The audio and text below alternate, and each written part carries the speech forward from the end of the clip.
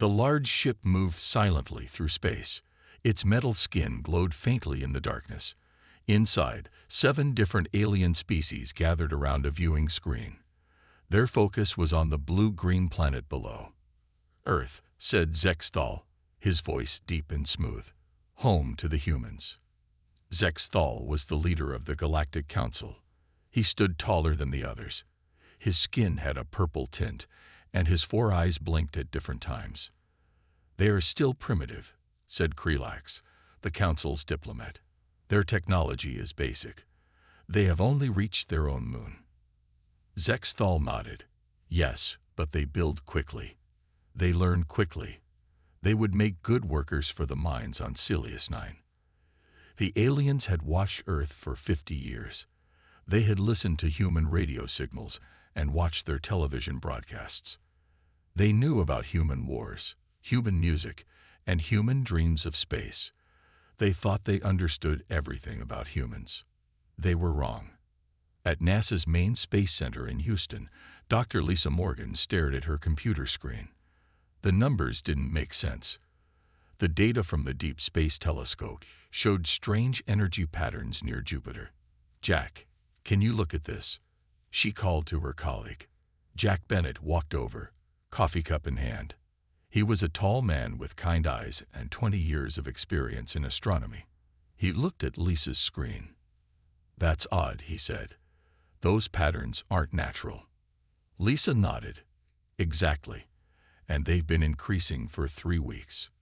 Jack took a sip of coffee. "Could be a malfunction in the telescope. I checked. 3 different telescopes show the same thing."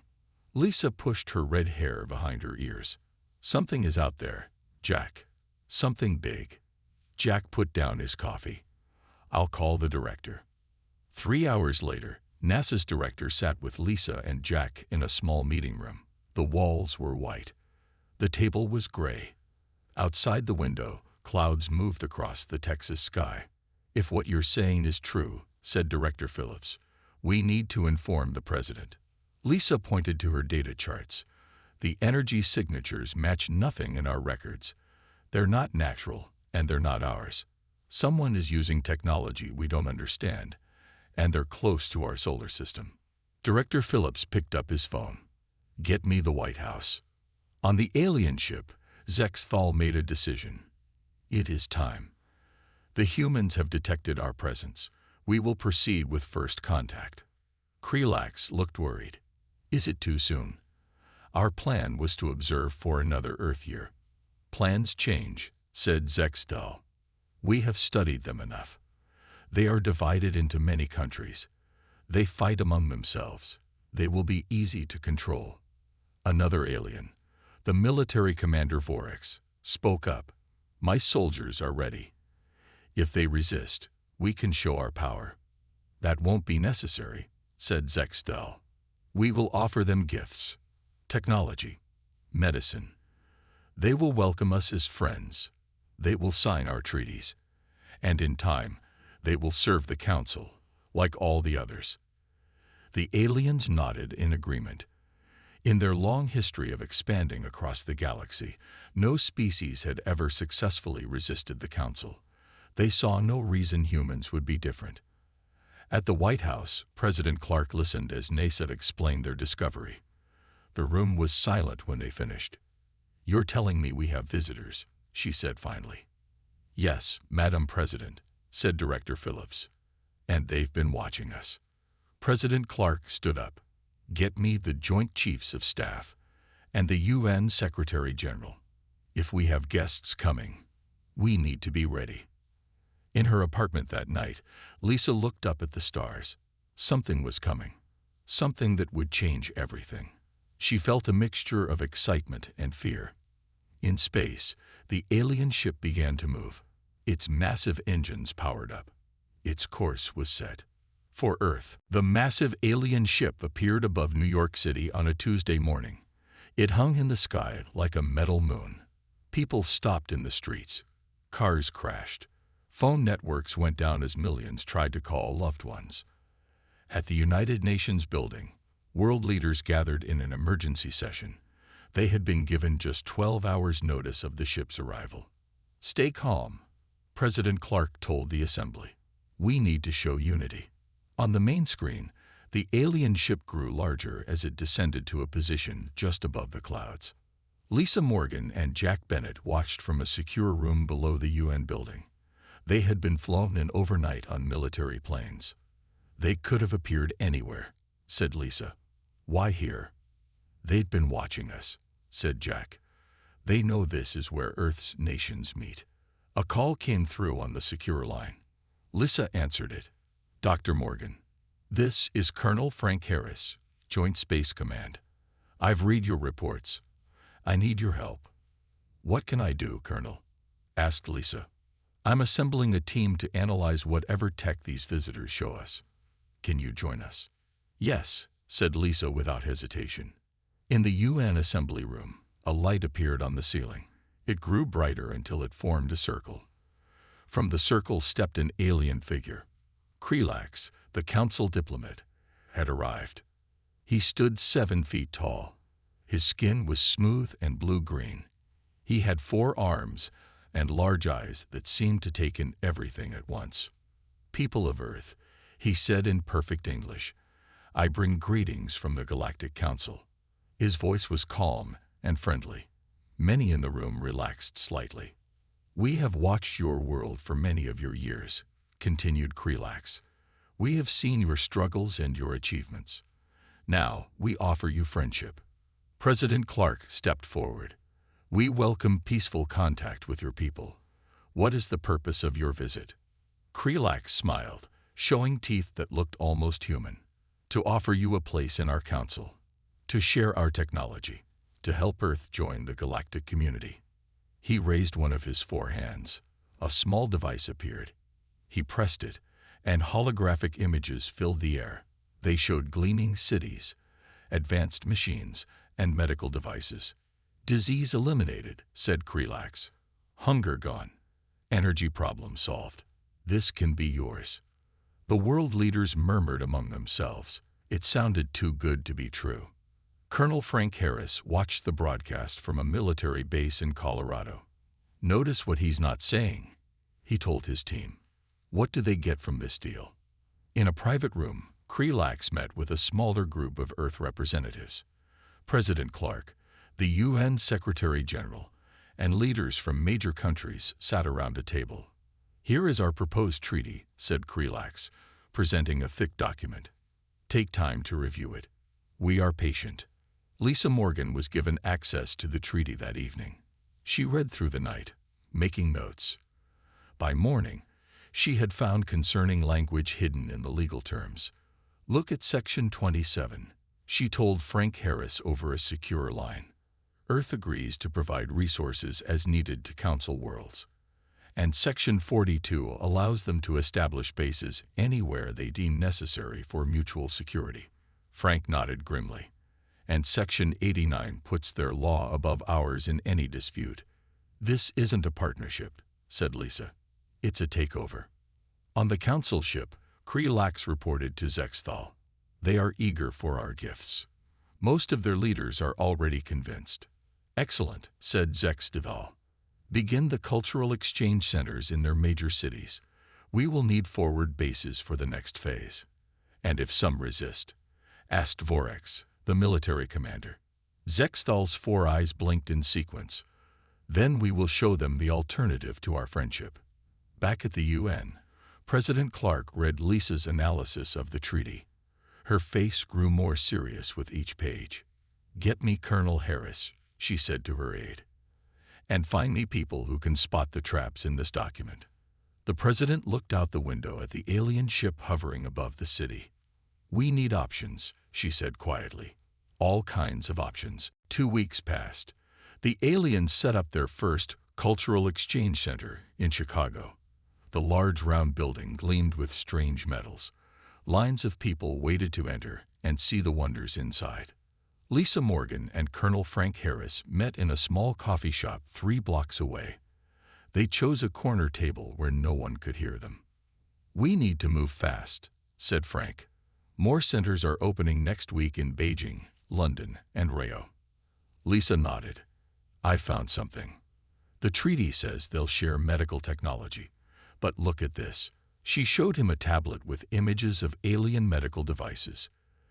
These don't just heal. They gather data on human biology. Frank frowned. They're studying us, learning our weaknesses. Exactly, said Lisa. And I've contacted other scientists who spotted problems. We need to bring them together. I have a secure location, said Frank, a former research lab in Colorado. We can use it as a base. Lisa took a sip of coffee. We'll need a name for our group. Frank thought for a moment. How about Terran Independence Initiative? TII, said Lisa. I like it. That night, they sent encrypted messages to trusted contacts, scientists, military personnel, and government officials who shared their concerns. Their resistance had begun. At NASA, Jack Bennett discovered something in the alien technology gifts. He carefully opened the casing of a device meant to purify water. Inside, hidden beneath the main components, he found a small transmitter. They're not just giving us technology, he told Lisa over a secure line. They're putting surveillance in our cities. In Washington, President Clark met with her closest advisors. Public opinion polls showed 78% of Americans supported joining the Galactic Council. The promise of advanced technology and medical cures was too tempting. We need more time, said the president. The treaty gives us 1 month to decide. I want to use every day of it. Her chief of staff looked worried. The public wants this, Madam President. Opposing it could be political suicide. Better that than actual suicide for our independence, she replied. On the alien ship, Zexthal received reports from the exchange centers. Humans are accepting our gifts eagerly, said Krelax. Their scientists are amazed by even our most basic technology. Good, said Zexthal. And the resistance? Small groups, nothing significant. Their military forces remain in a watchful stance, but they have made no aggressive moves. Vorex, the military commander, seemed disappointed. Perhaps we should give them a small demonstration of our power, to ensure their cooperation. Patience, said Zexthal. Let them believe they have a choice. It makes the eventual control much easier. In Colorado, the TII gathered for the first time. 25 humans met in the old lab. Engineers, linguists, hackers, soldiers, all united by their suspicion of the alien offer. Lisa stood before them. Thank you for coming. Each of you has seen something concerning in the Council's actions. Frank stepped forward.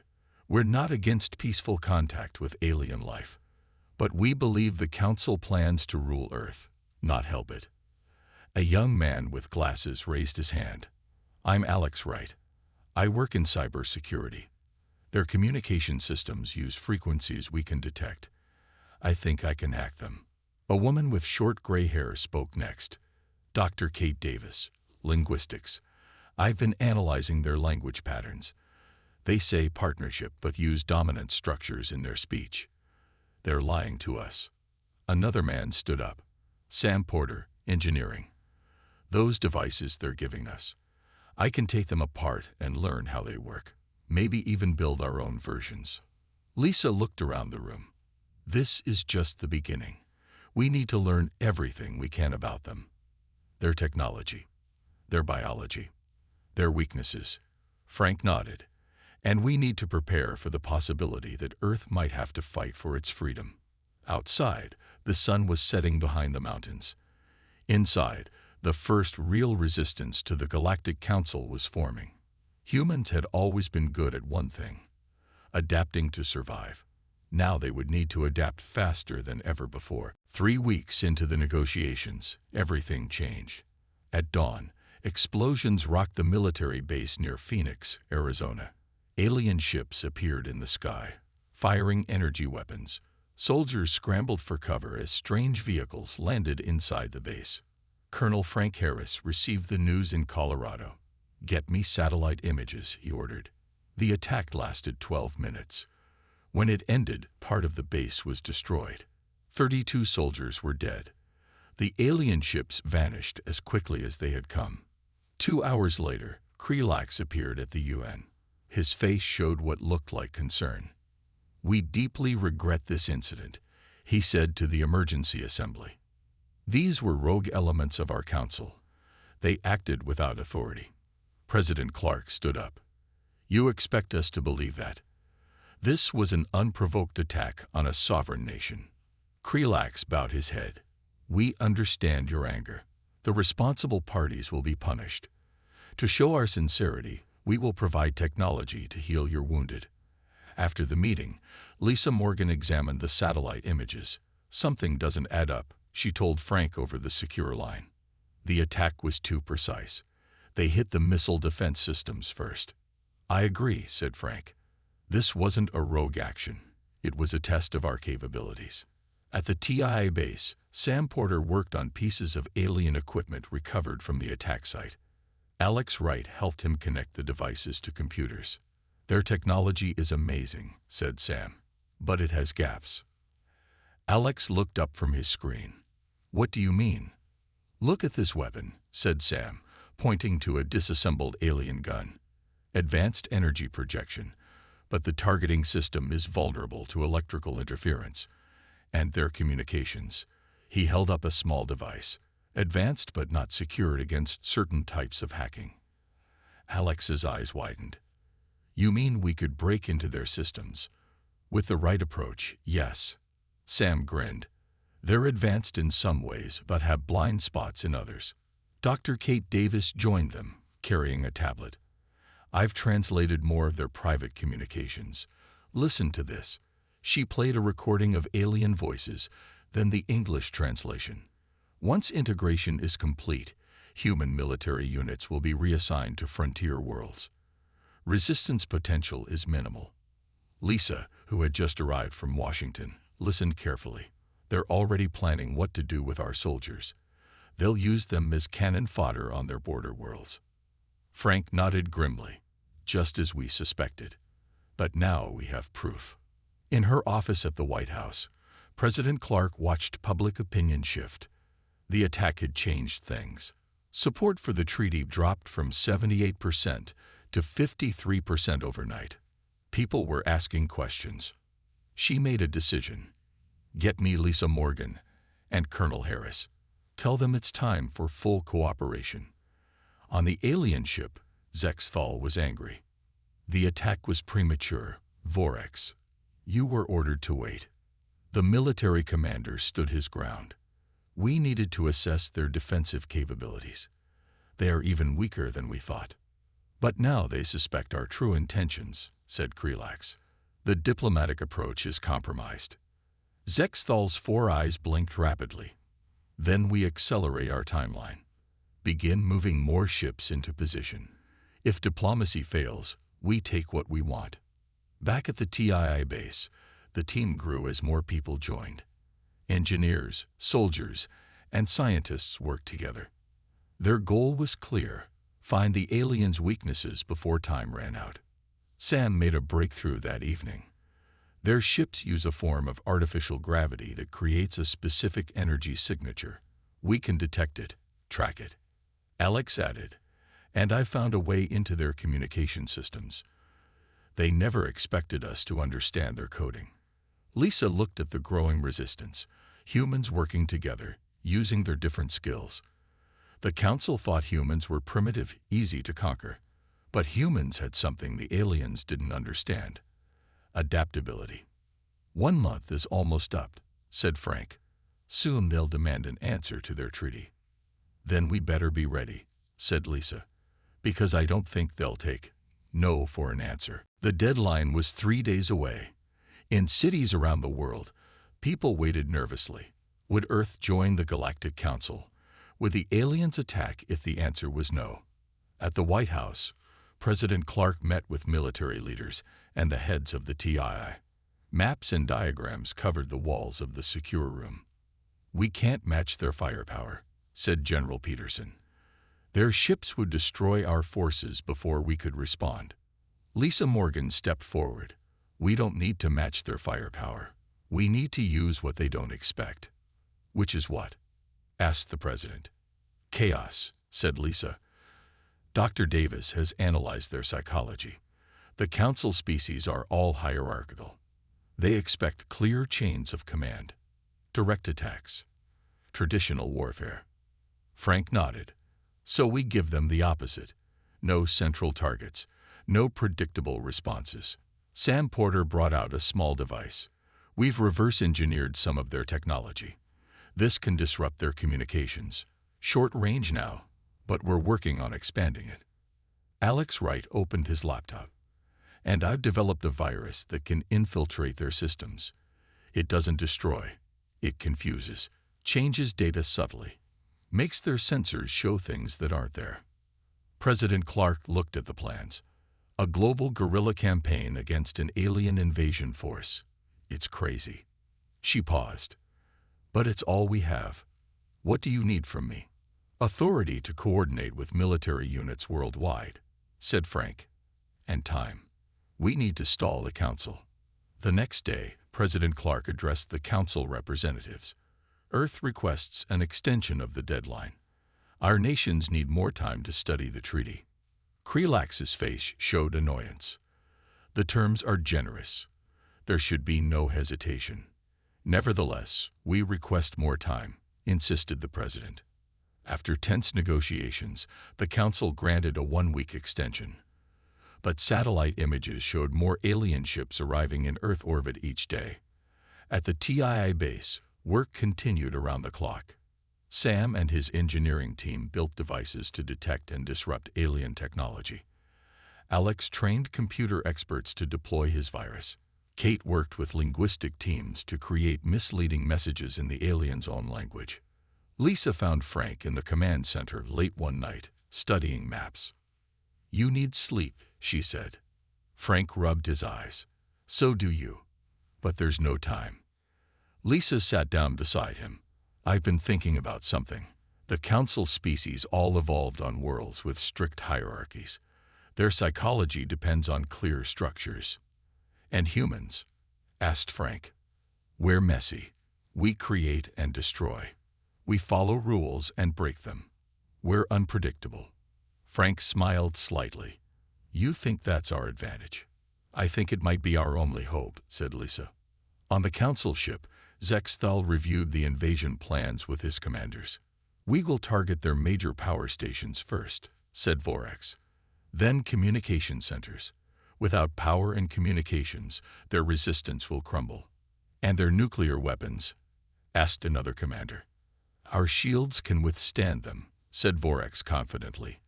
And we can destroy their launch sites in the first wave. Zexthal nodded.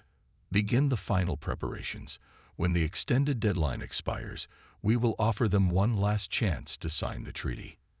If they refuse, we take the planet by force. The day before the new deadline, the TII put their plan into action. Small teams deployed across the globe, setting up disruption devices near alien cultural centers. Military units moved to hidden locations, away from their bases. Hackers prepared to launch Alex's virus into alien systems. President Clark made a final, secret broadcast to military and government leaders worldwide. Tomorrow, we may face the greatest challenge in human history, she said.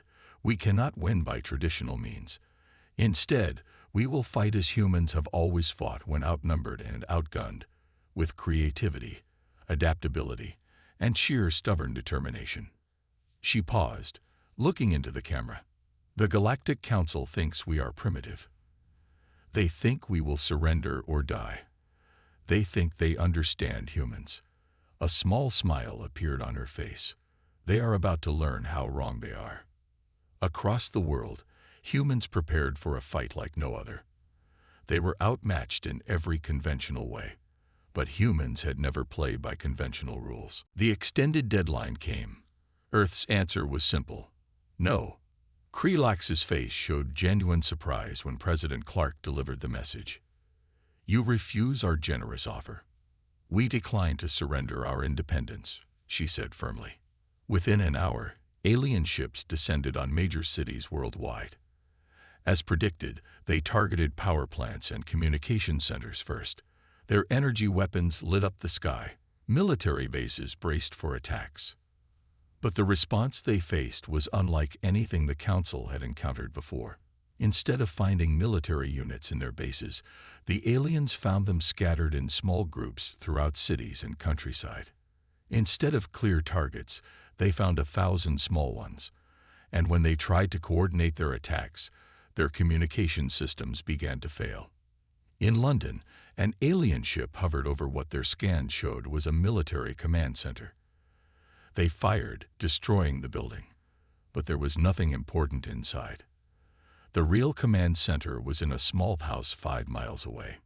In Beijing, alien ground forces landed to secure the city center.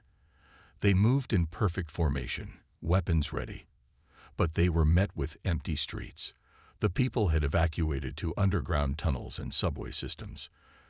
From there, small strike teams emerged, attacked, and disappeared again. From the Colorado base, Lisa watched the reports come in. "It's working," she told Frank. "They're confused. Their chain of command is breaking down." Frank nodded. "Phase 2. Let's go."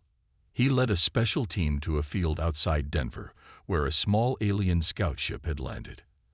As alien troops moved out to secure the area, Alex activated his virus through a portable device. The ship's security systems flickered and went dark. "Now," Frank ordered. His team moved quickly. Using the disruption devices Sam had created, they neutralized the aliens' weapons. The fight was short but fierce. Within minutes, they had control of the ship. Sam rushed inside with his engineering team. "This is it. Our chance to understand their propulsion system." While Sam worked, similar scenes played out across the globe. Small human teams targeted isolated alien units. They avoided direct confrontations with the larger ships.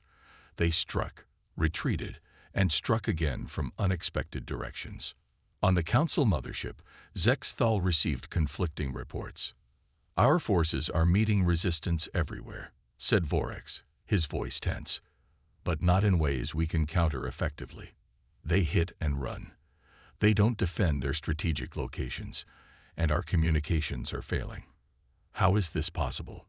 demanded Zexthal. "Their technology is primitive." Another commander spoke up. "They're using our own technology against us. They've adapted it, changed it." "Impossible," said Vorex. "They couldn't understand our systems that quickly." But the evidence was clear. Human forces were not only resisting, they were adapting faster than the Council could respond. In Denver, Sam made a breakthrough. "I understand how their faster-than-light drive works," he told Lisa over the secure line. "It's complex, but we can replicate it. We can make this ship fly." "How long?" asked Lisa. 24 hours, maybe less." President Clark received the news in her underground command center. "One alien ship under our control, with faster-than-light capability." "Yes, Madam President," said Lisa. "We're calling it the Defiance." "What can we do with one ship?" asked the Secretary of Defense. "Change the game," said Frank. "If we can take the fight to them, even in a small way, it changes everything." Around the world, the pattern continued. Council forces, designed for conventional warfare, struggled against human unpredictability. Their hierarchical command structure broke down when faced with thousands of small, independent human units acting without central control. In his command chair, Zexthal made a decision. "Call in the main battle fleet. We will overwhelm this resistance with numbers." Vorex hesitated. "The main fleet is engaged on the Centauri front. Diverting it here would weaken our position there." "Do it," ordered Zexthal. "I will not be defied by primitives. This ends now." He didn't know that his communications were compromised. Alex's virus had penetrated deep into their systems. His orders were intercepted and heard by the TI team. "The main fleet is coming," Lisa told Frank. "We have days, not weeks." Frank looked at the captured alien ship. "Then we better make sure the Defiance is ready to fly." Sam worked through the night on the alien ship. His team replaced damaged parts and figured out the control systems. By morning, the Defiance was ready. We can't wait for the main fleet to arrive, Lisa told President Clark over the secure line. We need to take action now. What are you suggesting? Asked the president. A mission to Proxima Centauri V, the nearest world controlled by the Council. We make contact with other species they conquered. Frank stood beside her. We show them that resistance is possible, that humans have found weaknesses in Council technology. There was a long pause before the president answered. Do it, but be careful. Earth needs you to come back. The Defiance launched that night from a hidden location in the Rocky Mountains. Its crew was small. Lisa, Frank, Sam, Kate, and 3 military pilots who had quickly learned to fly the alien craft. As they left Earth's atmosphere, they saw dozens of Council ships in orbit. But thanks to Sam's modifications, the Defiance appeared on their sensors as one of their own scout ships. Course set for Proxima Centauri, said Frank from the pilot's seat, engaging faster than light drive. The stars blurred around them. Earth vanished behind them. On Earth, Alex led the cyber warfare campaign. His virus spread through the Council's communication network, causing confusion and false readings. Small human strike teams continued to hit and run, never staying in one place long enough to be caught. Dr. Kate Davis made an important discovery while studying captured alien technology. They're sensitive to certain electromagnetic frequencies, she told the military commanders. It disorients them, disrupts their thought patterns. The military quickly developed portable EM pulse devices. When used against alien ground forces, the effect was immediate. The aliens became confused, unable to follow orders or use their weapons effectively. Word spread rapidly among resistance groups worldwide. More alien ground troops were captured. More of their technology was taken and studied. 3 days after the Defiance left, the Council's main battle fleet arrived in Earth orbit. Hundreds of massive ships filled the sky. Their commander was Zex Ital himself, determined to crush the human resistance personally. Begin the full invasion, he ordered. No more precision strikes, full deployment of all forces. But as the invasion began, the Council forces faced a prepared Earth. EM pulse weapons disabled their ground troops. Their communications were compromised. Their sensors showed targets that weren't there and missed targets that were. And most surprisingly, some of their own ships began to fire on each other. What is happening? Demanded Zex Thal as reports of friendly fire came in.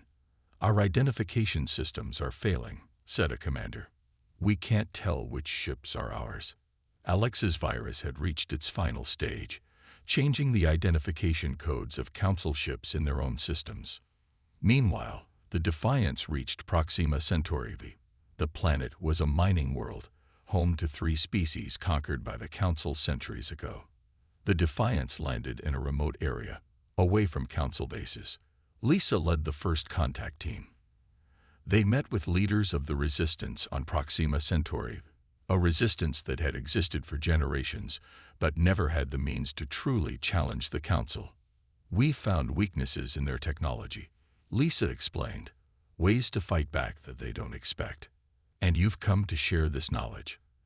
Asked Krell, a tall being with gray skin and large eyes. Yes, said Frank, and to form an alliance.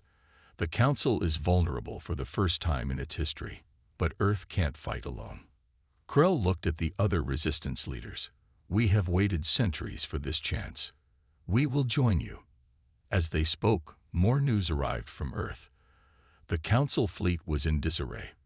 Their rigid battle formations fell apart when faced with unpredictable attacks and compromised communications. We need to return immediately, said Frank, looking at the reports. The Council fleet is vulnerable now. Lisa nodded, and we won't be coming back alone. The Defiance prepared to return to Earth, but this time, it would be followed by ships piloted by other species eager to throw off Council rule, the first wave of a new alliance born in humanity's moment of greatest danger. The Defiance returned to Earth's solar system, leading a small fleet of ships from Proxima Centauri. They arrived to find a battle in full swing. Council ships fired at each other, as much as at Earth targets. Smaller human vessels darted between them, causing confusion and drawing fire. "The virus worked better than we expected," said Lisa, watching the chaos on the view screen. "Look at their formation," said Frank. "No coordination. They can't maintain their battle strategy." Earth's surface showed damage from the invasion, but far less than expected. The Council forces had been unable to mount an effective attack against the scattered human resistance. Lisa took command of the Allied fleet. "All ships target the Council flagship." That's where Zex et al. Is directing the invasion. The small Allied fleet moved through the Council forces with surprising ease. The virus had so confused their identification systems that they couldn't tell friend from foe. On his flagship, Zexthal watched in disbelief as his invasion crumbled. "How is this possible? They are primitives." "Sir," said a commander, "unknown ships approaching. They appear to be from Proxima Centauri b." "Impossible," said Zexthal. "The subjugated species have no space fleet." But the evidence was on his screen. Not only were humans fighting back effectively, they had somehow united with other species under Council control. The Defiance led the attack on the flagship, using the knowledge they had gained about Council technology. Sam had modified their weapons for maximum effect against Council shields. "Their main shield frequency is vulnerable," he said. "One good hit to their central power core, and the whole ship will lose power." The attack was precise. The Allied ships hit the flagship's weak points while evading its weapons. On Earth, Alex launched a final wave of his virus, shutting down the flagship's internal systems one by one. Inside the flagship, lights flickered and went out. Emergency systems failed. Zexthal felt something he had never experienced in his long life: fear. "Order all ships to form a defensive perimeter around the flagship," he commanded. But the order never reached the fleet. Their communications were down completely. The Defiance docked with the crippled flagship. Frank led a boarding party, including soldiers from Earth and warriors from Proxima Centauri b. They moved quickly through the darkened halls until they reached the command center. Zexthal sat in his command chair, surrounded by his officers. He looked up as the boarding party entered. "You have lost," said Frank simply. "The Council cannot lose," said Zexthal. "We have ruled the galaxy for 10,000 years." Lisa stepped forward. "Things change. Here are our terms. The Council will withdraw all forces from Earth. You will recognize Earth's independence and that of any world that chooses to leave the Council." "And if I refuse?" asked Zexthal. Frank gestured to the ships visible through the view screen. "Look outside. Your fleet is in chaos.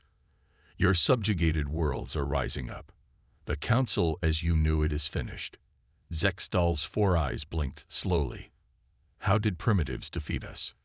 "By not being what you expected," said Lisa. "You thought in straight lines. We think in all directions. You follow rules. We break them and make new ones. That's humanity's strength." 2 weeks later, representatives from 20 worlds gathered at the United Nations on Earth. The new Galactic Alliance was born. Its founding principle: all member worlds would be equal partners, with no species ruling over others. President Clark addressed the historic gathering. "From this day forward, we move into space not as conquerors but as explorers and friends. The age of the Council's dominance is over. The age of cooperation has begun." Lisa sat in the audience between Frank and Sam.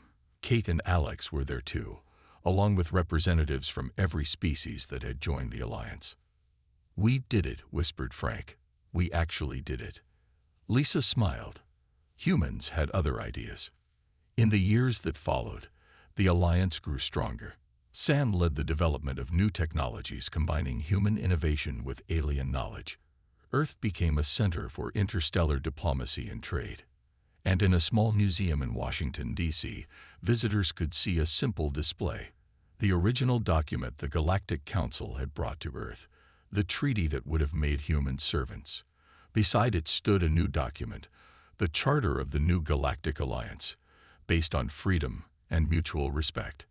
The sign above the display read simply: The Galactic Council planned to rule humanity, but humans had other ideas.